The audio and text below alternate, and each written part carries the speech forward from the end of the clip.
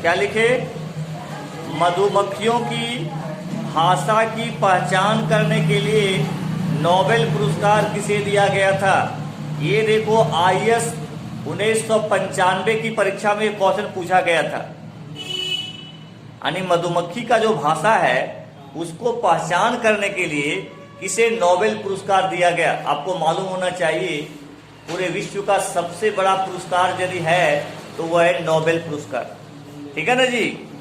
तो आंसर लिखो, केवी फ्रिस्क को, केवी फ्रिस्क को इनको 1973 में मिला था। कब मिला था? 1973 में, याद रखिएगा, ब्रैकेट में दे सकते हैं।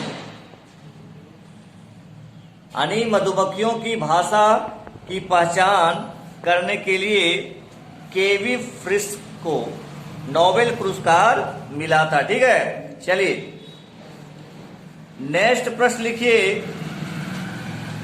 सर सीवी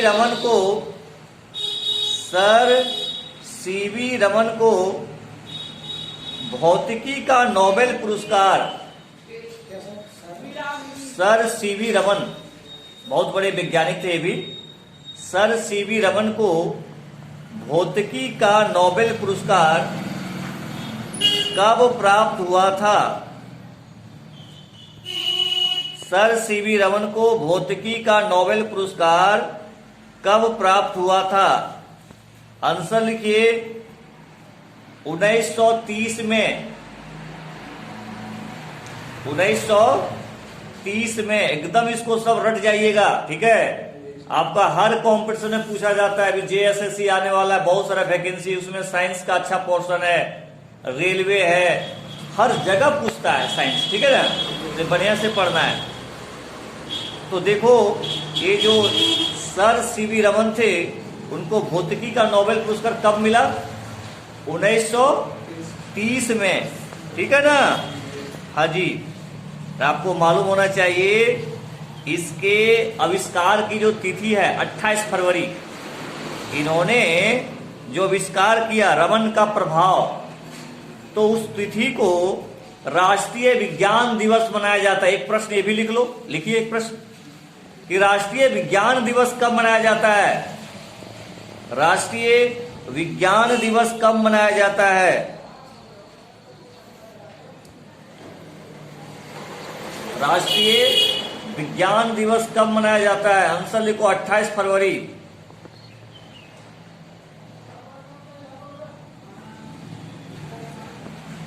क्यों भाई?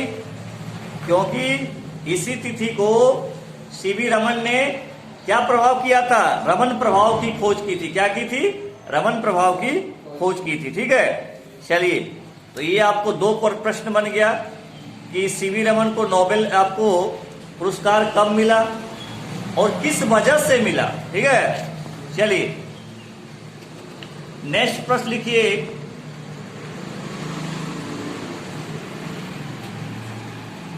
होमी भाभा पुरस्कार, होमी भाभा पुरस्कार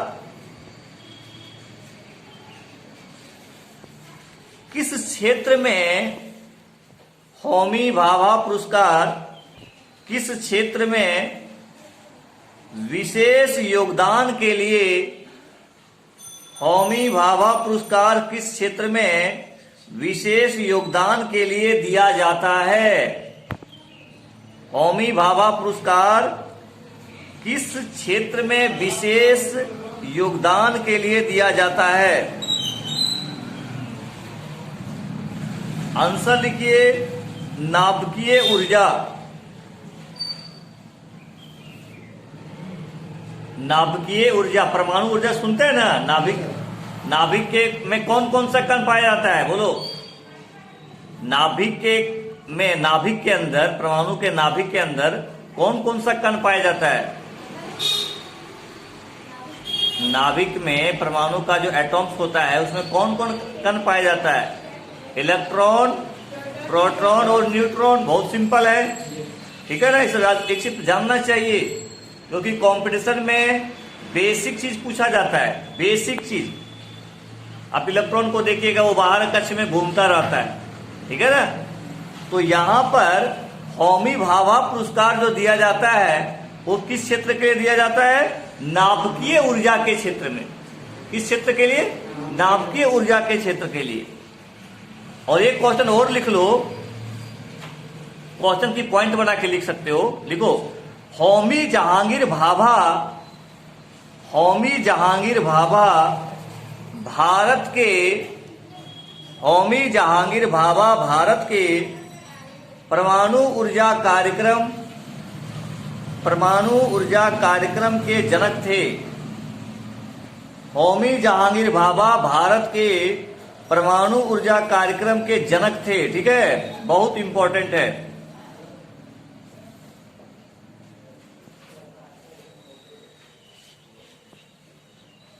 नेक्स्ट क्वेश्चन लिखिए, भारत में अणु बम के विकास में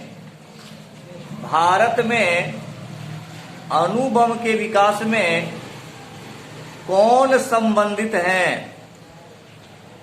भारत में अणु बम के विकास में कौन संबंधित है?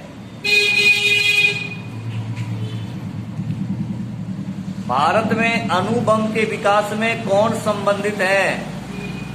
आंसर लिखिए, राजा रमन्ना।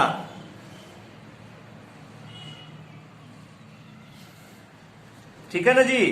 क्या लिखे बताइए, बोलिए। हाँ, संबंधित है ना जी? क्या लिखे? राजा रमन्ना। ठीक है, गुड, वेरी गुड। इसको याद कर लीजिएगा। नेक्स्ट क्वेश्चन लिखिए, बहुत इंपॉर्टेंट है। लिखिए, आधुनिक रसायन शास्त्र का जनक किसे कहा जाता है? रसायन शास्त्र मतलब समझते हैं केमिस्ट्री। रसायन शास्त्र का मतलब क्या होता है? केमिस्ट्री। तो आधुनिक रसायन शास्त्र का जनक किसे कहा जाता है? ये बीपीएससी जो है आपका 2019 में जो पीटी का परीक्षा लिया था उसमें ये क्वेश्चन पूछा गया था। ठीक है, पूछा था कि आधुनिक रसायन शास्त्र का जनक किसे कहा जाता? आंसर लिखो, लेवोजियर।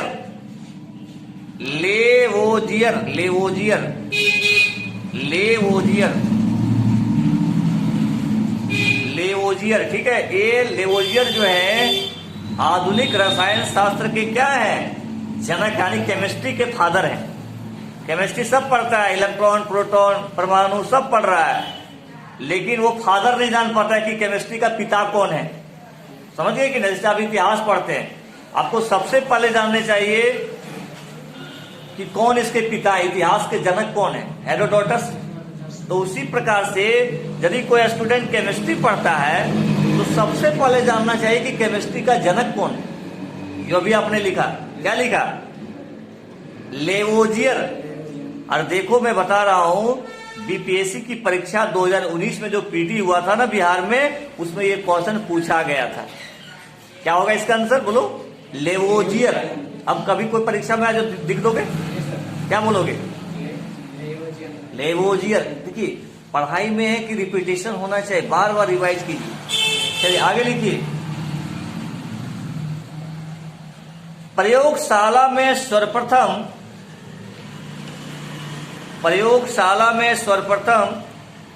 डीएनए का संश्लेषण किसने किया था? आ जाइए, प्रयोगशाला में सर्वप्रथम डीएनए का संश्लेषण किसने किया था? आंसर लिखिए, खुराना ने। क्या लिखेंगे इसका? खुराना ने। डीएनए आप लोग जानते होंगे, डी राइबो न्यूक्लिक एसिड। ठीक है ना जी? डीएनए का मतलब क्या होता है? बायोलॉजी में पढ़े ना, आरएनए, डीएनए। तो डीएनए का मतलब होता है डी राइबो न्यूक्लिक एसिड। ठीक है, हाँ, नहीं पढ़े हो? जीन पढ़े होंगे। जीन जो होता है वो डीएनए का छोटा खंड होता है। अब देखे होंगे माता पिता का गुण उसके संतान में इसी के वजह से होता है।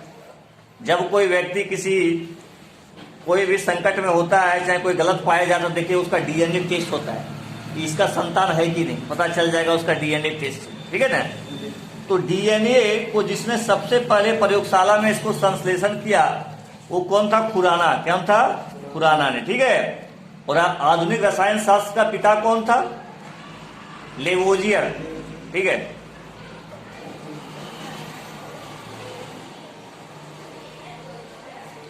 नेक्स्ट लिखो, ऊष्मीय आयनन सिद्धांत, ऊष्मीय आयनन सिद्धांत किसकी महत्वपूर्ण देन है? ये सब देखो कंपटीशन में पूछा जाता है। कहां पूछा जाता है? कंपटीशन का एग्जाम में। ऊष्मीय आयनन सिद्धांत किसकी महत्वपूर्ण देन है? आंसर लिखो, M.N. साहा की, M.N. साहा की।